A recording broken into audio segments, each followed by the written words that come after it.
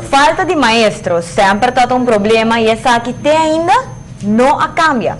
A demanda para docente está seguir cresce e escola conjuntamente com o IPA está purba cumprir com a demanda aqui, mas no final nunca está suficiente para ou outro motivo.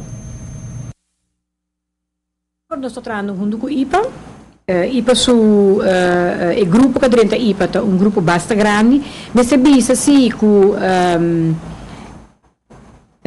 que estamos fazendo em IPA não está dentro, mas na caminho da roupa de não está valver.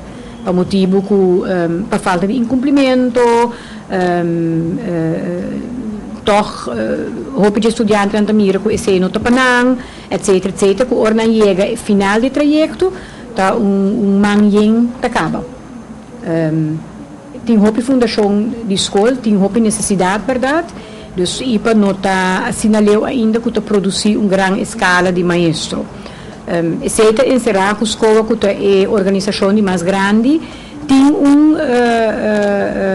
tecorte na maestro, então a escola está vai Holanda, Turania e bota busca maestro. O problema aqui não está conta solamente para a escola básico, sino também para a escola secundário aqui na Aruba. Nós também era problema sim de nós mavo scholen não, por motivo que não tem leerkrachten bijvoorbeeld para wiskunde. Nós temos 2 anos acaba assim também está struggle para boa gente para dar wiskunde. Não tem maestro para dar Nederlands, que bota struggle para sei. Door kom ik bij Holanda, met in contact com mentor na Holanda, mas também também que nós muito não nós escolhe para estudar holandês. Dus esse aí também bottleneck disso aqui para nós. Na Holanda mesmo também tem tekort de Nederlandse docenten, na Holanda mesmo tem tekort de wiskunde docenten, dus também coisa difícil. Agora que na segunda universidade começar com trajeto de wiskunde.